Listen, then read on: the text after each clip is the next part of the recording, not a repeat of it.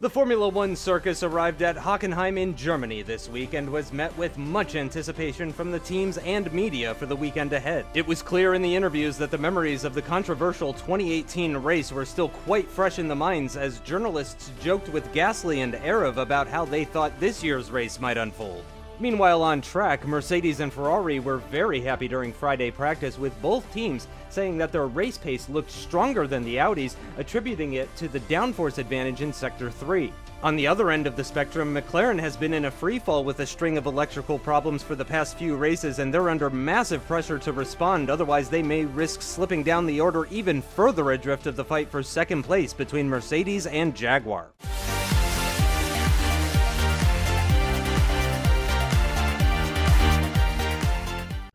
Let's take a look now at the starting grid for today's German Grand Prix from the Hockenheim ring. It is again Audi domination in qualifying, with Sergio Perez taking a pole time of 1:14.804, getting the better of Carlos Sainz by nearly 0.2 of a second. On the second row of the grid, we have a Ferrari of Daniel Ricciardo alongside the Mercedes of Max Verstappen, those guys setting identical times in qualifying, but with Ricciardo setting his first. On the third row of the grid, we've got the other Mercedes of Pascal Wehrlein sat just behind his teammate and ahead of Ricciardo's teammate Sebastian Vettel, who could only manage 6th fastest on the Saturday sessions. In 7th position, we've got the McLaren of Lewis Hamilton on the 4th row of the grid alongside Antonio Giovinazzi for the Red Bull team, starting from 8th position in today's race. Giovinazzi went only 1,000th quicker than Magnussen, who starts this race from 9th position alongside the other Red Bull of Pierre Gasly, who rounds out the top 10. 6th row of the grid, and with choice of tires for the start of the race, comes aarava in the Jaguar alongside the Haas of Romain Grosjean. Fantastic result for him. 3rd through 10th separated by less than 0.2 of a second, and 12th through 22nd separated by less than half a second. Nico Hülkenberg sitting there in 13th position alongside Stoffel Vandoorne in the other Jaguar in 14th position. Then comes the Renault of Delatrez in 15th alongside Sergei Sorokin up in 16th position, a little bit better than we've seen from him in qualifying's previous. Mick Schumacher in the Force India was just barely slower than Sorokin, again another 1,000th separating those guys. Then comes Valtteri Bottas in the Williams in 18th position, Esteban Ocon for the Force India team in 19th, barely getting ahead of Leclerc in the Alfa Romeo, who does get the better of his teammate Fuoco, while Camara brings up the rear in the Williams with a 1:16.380.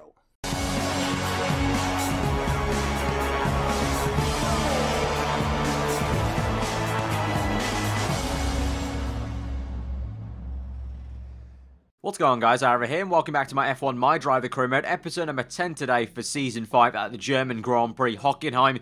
Obviously, last season, Season 4, wasn't the best race for us at this venue. A very controversial ending to that race, so hopefully this time around in 2019, we can actually see the checkered flag this time and get some decent points for our team. Just outside the top 10, should be able to do some good stuff. Hockenheim is generally quite an awesome track to race the AI with, so hopefully we can do some good stuff in the opening stint and then see where we can go from there. If you did miss the last episode, the Italian Grand Prix, be sure to go check that if you have not. You may be confused at why the Ferrari looks different. If you did miss the episode, that's where Ferrari introduced their new B-Spec car. So anyway, I think that's pretty much that. There is all to say. Let's just get straight into this for what should be a pretty cracking German Grand Prix. And so from P11 we go to 5 red lights to the German Grand Prix, the 10th round of this season. 5 red lights are out and we're underway. Giovinazzi gets a good start. Vettel's bogged down ahead of him, so Giovinazzi will try and make a move on the right-hand side into turn 1. Sainz has overtaken his teammate Perez for the lead of this Grand Prix. We go around the outside of Gasly, but get bogged down behind Kevin Magnussen, get boxed in somewhat. We also got the Haas car coming out of nowhere from Grosjean down the inside of Magnussen. Can we go around the outside of Magnussen, just nip past him and down the inside of Grosjean, wrestle the car through into 10th place. Very nice move and double overtake there to get back up into the order behind Gasly now, who's trying to overtake Sebastian Vettel and Giovinazzi. They go 3 wide into the hairpin. Brilliant stuff. Giovinazzi with a huge lock up there. So they go 3 abreast. We're going to try and swing round down the inside. Vettel gets closed up on us and we've overtaken him, so he's lost some ground. Can we go down the inside now? Oh, this will be Pierre Gasly. There's been contact. Oh my god, what controversy already here between me and Gasly. This is getting very spicy. This is personal. We've dived down his inside. We've squeezed him out and we're up the position up into what will be, I think now will be P8. But that was very, very tasty indeed the first encounter in this race with Gasly, and we immediately make contact there. You can tell there's definitely no bitterness between us two. And now, going on to the next lap, we've got Gasly coming back at us now. He'll have Slipstream. No DRS quite yet because it's only lap 2, but with Slipstream, the Red Bull is going to come through on the left-hand side, and Sebastian Vettel I have to leave in the room, and the Haas car actually out of nowhere, so it's going to be nearly 4 wide. Those three go side by side, so once again, we're caught on the inside, and also Vandoorne out of nowhere. Our teammates come down our inside. We've gone around the outside of Grosjean to get back into what will be P10, but such a hectic start to this Grand Prix. Overtakes left, right, and centre. Vandoorne loses the position to Grosjean now, and so we find ourselves once again behind Pierre Gasly and Sebastian Vettel. Giovinazzi setting the fast lap of the Grand Prix, so it looks like he's going very well ahead of Vettel, but into turn 1, very aggressive through turn 1. Nice turn 1 that was, and now we're right up behind Gasly with DRS Slipstream down the inside. We'll try and go squeeze him out. No contact made that time, but we're going to have to leave in the room because he does come down our inside, so we go side by side. Once again, this will be great for the fans to watch. Gasly and myself, just the history we have from last season. This makes this battle even more tasty than it is. And now we go down the inside. We've got DRS. Can we try and pull this off? As behind us, Vandoorne tries to make a similar move on Grosjean, and so we squeeze out Gasly on the exit. We will have that pass done, and similarly enough, my teammate Vandoorne does get the move done on Romain Grosjean behind him on the Haas. So now this will be P9, and we can try and chase after Sebastian Vettel. Up ahead, though, is Sergio Perez once again leading this Grand Prix. Remember, Sainz took the lead of the Grand Prix into turn 1 on lap 1, but it looks like obviously Perez must have got past him with DRS on that previous lap. So it's Perez from Sainz, and then I believe it's Max Verstappen in 3rd place. Going back to us, though, we're chasing down Sebastian Vettel already through Sector 3, and also I think that's up ahead.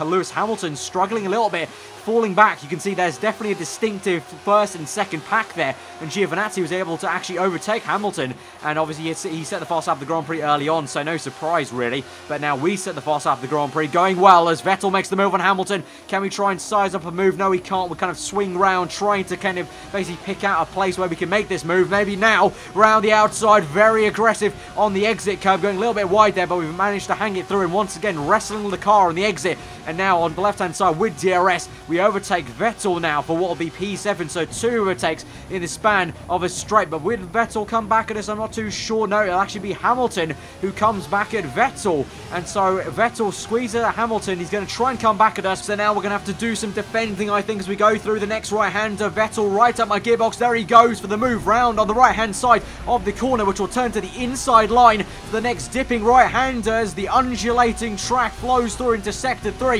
Vettel still very much down my inside. This lovely camera shot as we go into the stadium section there. You can see it's all so close, even behind us, with Hamilton and Vandoorne into the stadium section at the heart of it, with the crowd screaming. We just about managed to hang it through down the inside and fend off Vettel's advances. And so now it's myself, Vettel, then Hamilton and Vandoorne from P7 onwards. And so onto lap 6, down onto the back straight. Vettel will come back though. He's going to have DRS. We do not. We put it up into rich mix, but it's no use. Vettel's going to have that speed advantage with DRS, so we're going to have to just stick behind him here into the braking zone. He locks up though. Ooh, big lock up from Sebastian Vettel on the front right. Tried to have a look, but then I actually get bogged down with some oversteer, unfortunately there. But Vettel, very unusual lock up. But meanwhile, let's take a look at a replay here of the front pack. So this was while Vettel was coming back at me down that back straight that you just saw. Ahead of us in that lead pack was Carlos Sainz trying to come back at Sergio Perez, and also Verstappen,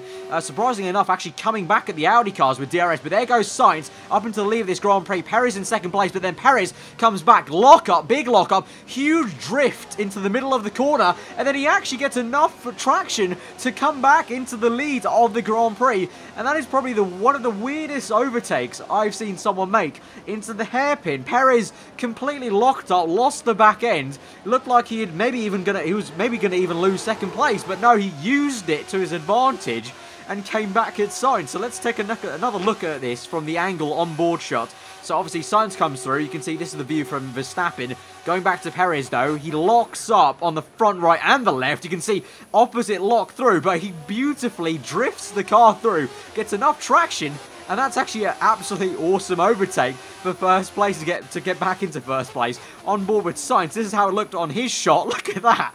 That's absolutely hilarious. Perez looks like he's completely lost all control of the car, but he actually just skillfully controls it, uses it to his advantage.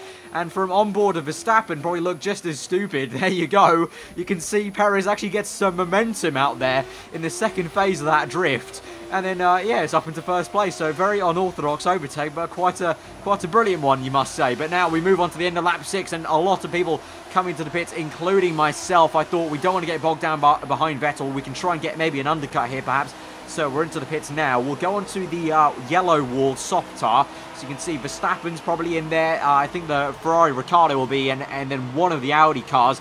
It's a decent enough pit stop, though. Don't get held up too much. And actually, speaking of get held up, you can see there, the Audi gets held up. So that's happened before in this season. The Audi team, not too great on the pit stop. So they've been held up, and they've lost an effective 4 positions there. They've lost one to myself, the Red Bull car, Mercedes, and Ferrari. So calamities for that will be Perez.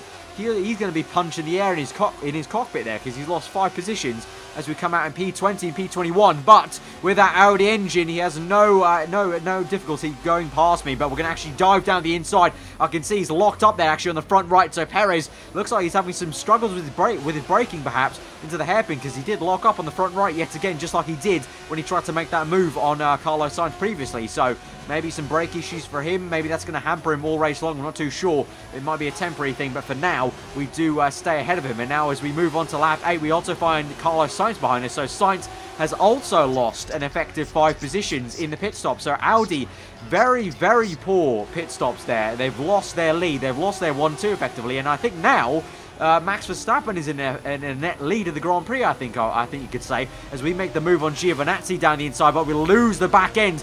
Got a bit too greedy in third gear with the throttle, and now this will allow Sainz to make the move on the left-hand side. We've opened DRS, but it's no use. We go down to standard mix, because I think there's no point to waste fuel mixture now, because we've lost that position. Really foolish of me to try and get a bit too early on the power in third gear. So now it'll be effective in net positions. It'll be Verstappen leading the Grand Prix from Ricciardo, Giovinazzi, Sainz, and myself. Once all these cars up ahead of us get out of the way. But we're going to look at a replay now. This is actually a replay from the same exact lap 9, but this was up ahead in the top 3 whilst I was being overtaken by Carlos Sainz. This is Giovinazzi trying to make a move on Daniel Ricciardo. It's good to know he's on the super soft tyres, Verstappen on the mediums, and Ricciardo on the soft. So the 3 tyre compound will work in a tree as Ricciardo tries to sail it around the outside of Verstappen. Doesn't quite work, gets squeezed out, and Giovinazzi hangs back in third place. But that means Giovinazzi will be making quite an early pit stop compared to all of us who are on either softs or the mediums. And actually, interestingly enough, Verstappen's the only medium runner in the effective top 5. The rest of us on softs, or the one being Giovinazzi and super softs. And Giovinazzi, speaking of him, makes the move on Ricciardo. We do the exact same thing that he does to Carlos Sainz, as Sainz is caught napping behind Daniel Ricciardo. Now, we try to use some DRS to help us defend from Sainz, but no use. That Audi engine just flexes its muscles, and Sainz is down the inside of Ricciardo. You can see I'm darting around, trying to find some space to make a move. No use there, but onto the second phase of the hairpin on the exit, we get the move on Ricciardo, who actually gets squeezed out quite awkwardly by myself and Sainz. And now will Ricciardo come back? And this actually he will do, into the third sector down the inside, just like his teammate did previously in the Grand Prix. Ricciardo trying to do what Vettel could not into the stadium section, and once again it's no use. We've got enough grip and downforce there, and actually enough downforce to overtake Carlos Sainz in sector 3. So we mentioned it in practice that the Audi, just like in Spain, is very, very poor in this downforce dependent sector 3 of the Hockenheim ring, and so we're able to actually make the move on Sainz. But now onto the straight, that Audi engine flexes muscles once again and goes down the inside, allows him to make that pass, so he's back up into P8 now. Will Ricciardo make a move? I think he will. We're going to try and sail around the outside as there's a huge lockup up ahead for Fuoco in the Alfa Romeo that closes down Giovinazzi. So can we try and make a move? We got DRS wide open, low fuel there, but in rich mix, but it's once again just no use. That Audi engine is just so damn good and frustratingly good, and so we have to try and make a move in the brake zone, try and get something. But yet again, just like the opening stint of this race, so hectic into this hairpin. There's so many cars to think about, and now Ricciardo goes down my inside. It's just like a circus of cars here. Now Ricciardo's up my overtaking us into P9. We're going to make the dive bomb move though, locking up on the left front, a little bit opposite lock, once again wrestling in the car. I really have had to wrestle this car into these positions. Like Fernando Alonso would describe, driving like an absolute animal, trying to get this car up the grid. It really shouldn't be here because my teammate, meanwhile, is struggling back at the tail end of the points in what will be a net position tail end of the points. Obviously, I'm saying,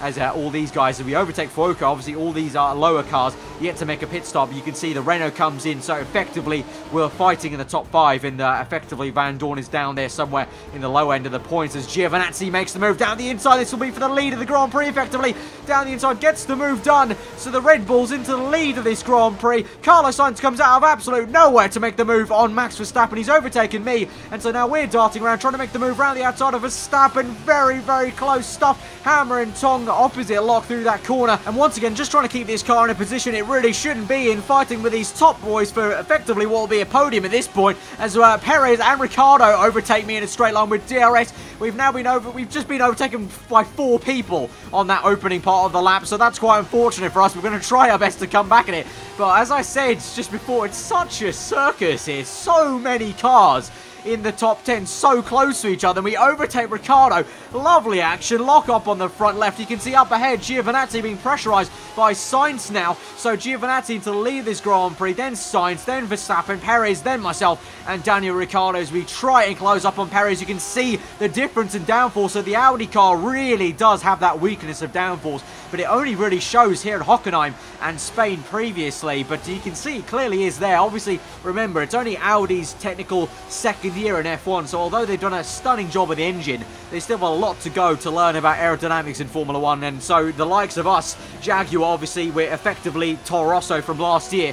We've got better downforce than them, actually, but it's just the engine that's pulling them through so far this season. But on to lap 14, you can see we've closed up to Max Verstappen. We've actually got away from Sergio Perez there, so that's pretty damn good. But up ahead, we've got Carlos Sainz overtaking on the right-hand side Ocon in the Force India on medium tyres. I think he's been going on those mediums since the beginning of this Grand Prix, so it was inevitable that he would be overtaken eventually. Sainz down the inside, Ocon in the middle. They go 3 wide because Verstappen's round on the left, and look at that. What a brilliant pass for Max Verstappen. He makes a double overtake round the outside. So cheeky of him, goes unnoticed on the left-hand side. That's an absolute fantastic overtake for the Dutchman. So at the moment, the running order is Mick Schumacher, who's leading the Grand Prix, because just like Ocon, he's on the medium tyres, so both Force Indias going very long in this Grand Prix, but effectively in the lead will be eventually Verstappen. Then it's going to be myself, followed by Sainz. Then you've got the Ferrari of Daniel Ricciardo, Sergio Perez, as we go into the stadium section, just being pressurised by Lewis Hamilton, and then a big train, actually, of then Verline. We've got Vettel,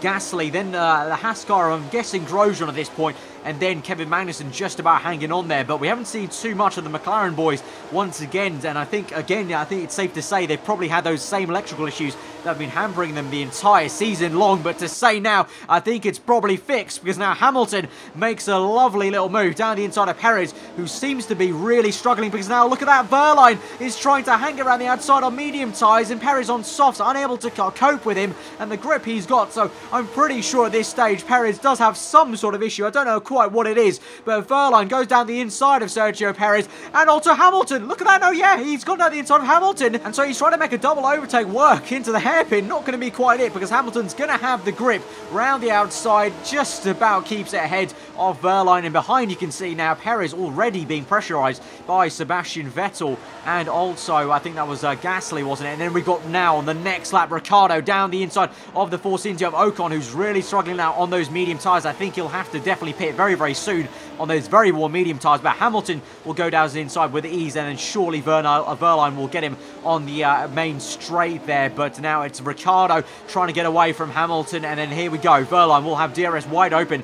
I'm very, very surprised actually that Ocon is staying out this long. Very, very audacious strategy, because I think at this stage it's around lap 16 or 15, so very, very long to go on the medium tyres. He locks up, but Verline actually in a straight line, unable to overtake the Force India.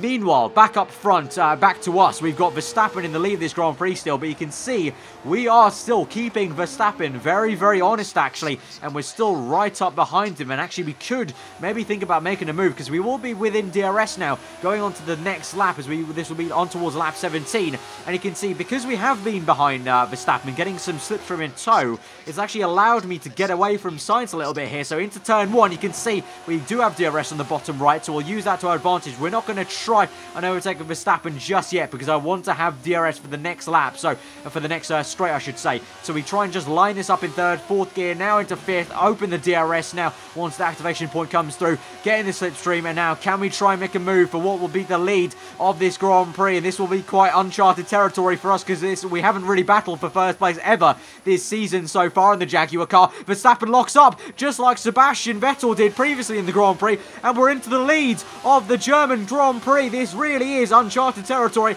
Can we try and hang on? On to lap 19 now. Verstappen will come back at us though with DRS. It's going to be no use. We can't really defend in a straight line against Verstappen and Alto Carlos Sainz. He comes down on a left-hand side with that Audi engine, but we just managed to get through into second place, do enough to park it on the apex of the corner. So for now, we're going to keep it in second place, and Verstappen already gets away from us a little bit as we're now trying to look behind us to try and park the bus a little bit against Carlos Sainz. But Verstappen on the medium tyres, remember, and myself, Sainz, even the guys behind us, all on soft tyres. So Verstappen's going to have quite an advantage in the second stint, the third stint I should say, as he'll be on soft tyres. And Hamilton behind's got an engine failure. Hamilton, who was in P4, but looks like he's going to have to retire from P4 now. He's got an engine failure. Calamities, and this is just painful for Hamilton because before this, he was going to be the closest challenger to Carlos Sainz in the championship. Remember, Italy, last episode, he got held up by Perez, scored no points in Italy, and this is going to be another no-point scoring race for Lewis Hamilton. So just like his McLaren days back in 2012, he has been just completely flustered with every sort of issue under the sun there back at McLaren here, and that's going to be a serious, if not fatal, dent to his championship, you got to say. And this is just going to play into the hands of Carlos Sainz, who yet again is getting a bit of a rub of the green here to maybe go for his first ever World Championship. So as we made our final pit stop onto a set of medium tyres, we come out just behind the Williams car, actually, I think of Bottas, who's doing a pretty damn good job, but thankfully we just came out of all those cars behind us, the Alfa Romeos, the Force Indias, who are obviously in a different race to us, so we didn't want to get bogged down behind them. But can we try and make the move? Should be pretty easy down the inside. Yes, we can. Very, very lunging move there, and we're up in that position. So now we're going to look now on lap 21. You can see we go into turn 1, but behind us will be Mick Schumacher down the inside of the Alfa Romeo. Then we've got Gasly following behind it, and then you can see, more importantly, we've got the Audi car of, I believe that's Carlos Sainz, and also Ricciardo, who's just come out of the pits, overtaking Vandoorne there. But this is Sainz trying to get through the traffic, and so Sainz has actually been held up there so much more. So you can see the gap from Sainz to myself is so much larger. So this is what I meant. It's really great that I didn't get held up by this traffic, but Sainz is exactly getting that. He's getting held up by the Alfa Romeo and the Red Bull car. And now you've got Ricciardo who's in the mix there, who's right up Sainz, who's closed up there, and also my teammate Vandoorne. Go on, son. He's going to try and maybe overtake Ricciardo there, but you've got the Red Bull pressurizing Sainz into sector 2 of lap 21. You can see Ricciardo locks up a little bit, still being pressurized by Vandoorne into the final few corners of lap 21. As we go on to lap 22, there is Giovinazzi coming to the pit. So as we mentioned previously, it looks like Giovinazzi doing a very aggressive strategy, so that will be probably a 3-stop race for him compared to most of us will be on a 2-stop here. And so Ricciardo now has some fresh air to try and close up Carlos Sainz. And now out of the pits comes Verline, and Ricciardo just about gets it through, as Verline was probably getting very excited about seeing the Ferrari behind him briefly only. And you can see up ahead, Sainz has finally got past the Alfa Romeo. The Alfa Romeo actually did a stunning job to keep the Audi at bay for about a lap and a half there. But now Ricciardo, he's still behind after the Alfa Romeo. I actually thought he would have made the move already down the inside. Obviously the Ferrari junior team effectively along with Haas. But no, Ricciardo's still behind him. And now you can see there Verline, who's still finding himself behind Ricciardo. So he would have been a bit annoyed about that because it looked like Mercedes just about did enough to get him out ahead of Ricciardo with the overcut effectively, but just not enough. But then behind them is the Force India, and then you can see a lonely Kevin Magnussen, who is slowly coming back to this Grand Prix. He's on soft tyres as well, so compared to everyone else on mediums, Magnussen on soft tyres along with Verstappen, so those two are going to go quite well in this final stint, as well as Verline actually, sorry. So Wehrlein and Magnussen, I think, are probably going to be the ones to watch at this last stage of this Grand Prix, coming back at all these medium tyre runners. And obviously Magnussen, the sole guy flying the flag for McLaren there, so they'll be hoping he can do some bits and overtake some people. But now, meanwhile, we've got Wehrlein down the inside of Ricciardo, and he's actually pushed Ricciardo wide. Oh my god, Wehrlein's made that move, very, very aggressive move, and now Magnussen, out of nowhere, has come and overtaken Ricciardo. So look at that, just as I said, Magnussen doing absolute bits, overtaking Ricciardo, and Wehrlein, probably has to thank Wehrlein for that, because Wehrlein looked like he pushed Ricciardo off circuit, and to love to see if Charlie Whiting has to say anything about that. But then look at that, the Honda engine coming back into the fray, and Magnussen's going to make the move on Wehrlein. So this is just a great example of showing that if McLaren got their freaking act together at the beginning of races, didn't have all these electrical problems, that their package is probably the second fastest car on the grid. They probably should be the closest to Audi in terms of performance, but they've had so many issues ever since Vandoorne won his championship in 2016, you know, season 2. Ever since then, season 3, season 4, McLaren have just had so many issues. Season 3, they had so many mistakes on strategy where Vandoorne basically lost the chance to go for his second world championship. And then season 4, well, they were pretty much not in the fight.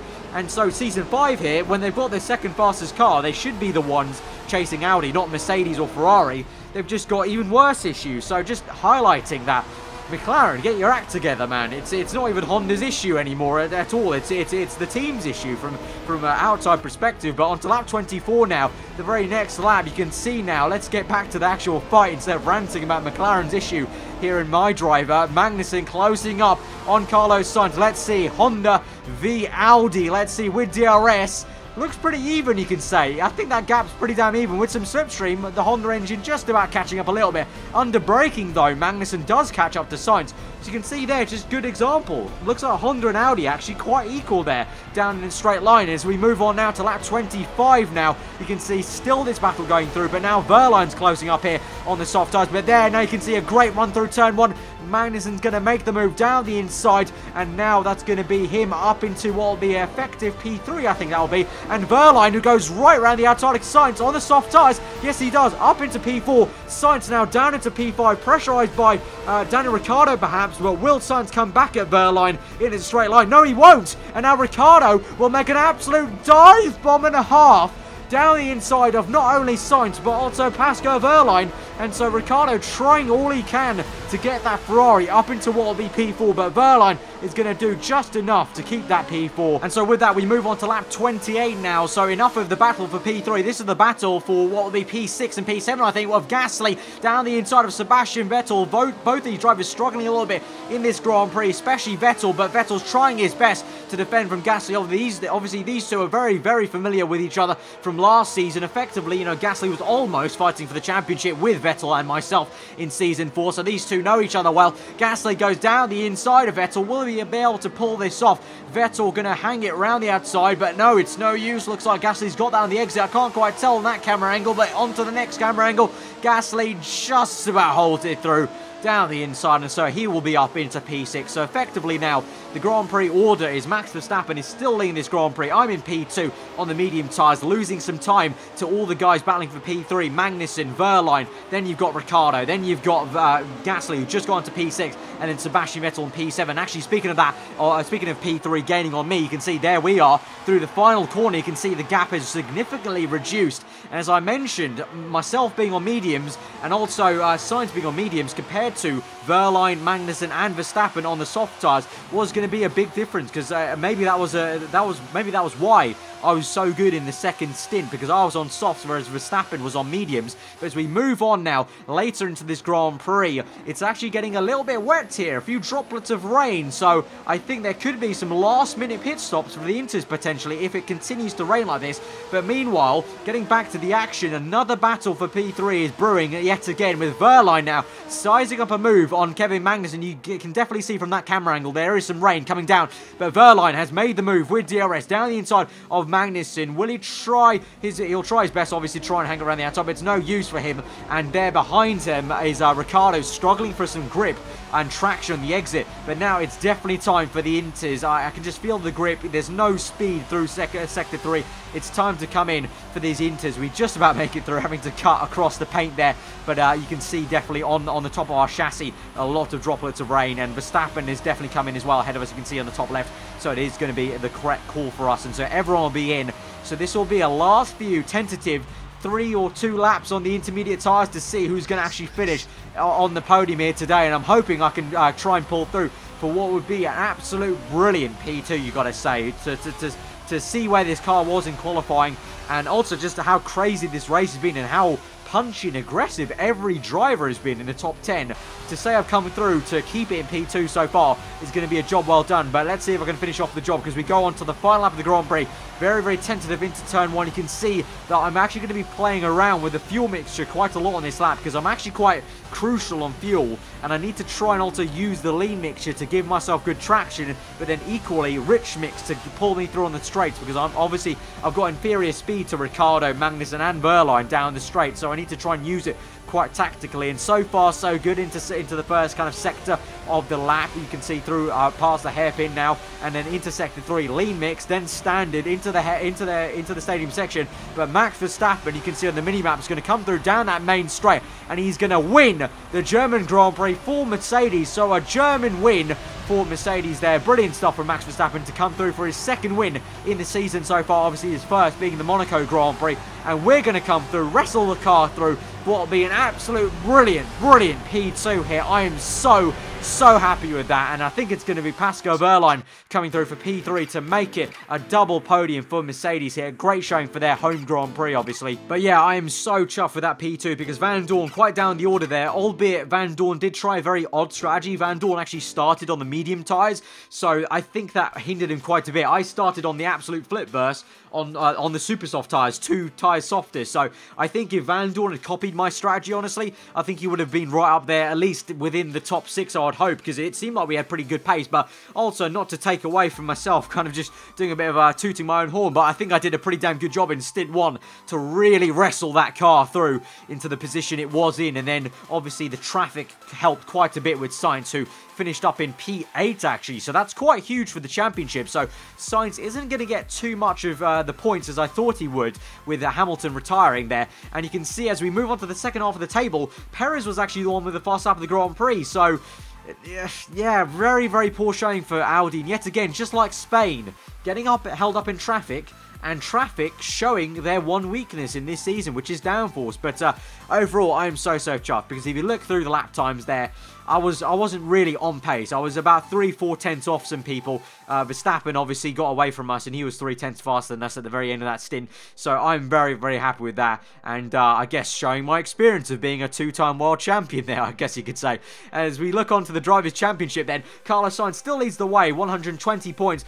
Verstappen now in second place with 108. So out of nowhere, Verstappen now is the nearest person to Sainz. We get up into third, so that's kind of cool for me to see. Kind of, you know, we haven't even won a race this season. Our best position's been P2, and we're in the top 3 of the championship. I'm very happy with that so far, with only 5 races to go in this season. Hamilton moves down to 4th place, obviously, with no points scored. Perez, no points scored in 5th place. Pascal Wehrlein up in 6th. Vandoorne down to 7th. Ricciardo has now overtaken Vettel with 8th place with 3 points advantage, 56 to 53. Kevin Magnussen gets back up into 10th place, and now only 2 points off Vettel. So Magnussen really did need that good finish in 4th place, and Gasly in 11th place, and Mick Schumacher in 12th. Giovinazzi not even in the top 12. So obviously Giovinazzi, to be fair to him, has had a lot of engine failures this season, but yeah, we've heard rumours that Giovinazzi may be jumping ship already from Red Bull, and being outside the top 12, you know, he was touted as one of the kind of future stars. Yeah, I think that rumour will end up being true. But as we move on to the constructors, Audi still leading the way with 205 points. But now Mercedes have overtaken us for 187 points there for second place. We're 10 points behind in third. McLaren 143 and Ferrari 109. So Ferrari have finally broken into the 100 point gap, and they're looking to maybe close down McLaren. You can see their Red Bull not really looking like they're in it for the top 5 fight in 6th place. And you can see behind them Force India, Williams, Alfa Romeo, Renault and Haas, pretty much the same order as last time out in Italy. But that has been absolute cracking German Grand Prix. I'm so happy that, you know, from season 4, obviously not the finish we wanted, crashing with Gasly, that was an unfortunate low moment for me in my career. Absolutely great to come through to wrestle that car to second place. That is probably one of the drives of my career, probably. I think you could say in the 5 seasons of MyDriver, I think personally that's probably been one of my best drives. So I'm very, very happy with that. Smash that like button if you have enjoyed that, guys. If you are new around here, then do get subscribed for weekly Formula 1 content. Let me know, as always, what you thought of the episode. I love to read through your comments, guys, so do let me know what you thought of that one. I'll see you guys next time. Hope you enjoy the rest of the day, and I'll see you guys next time.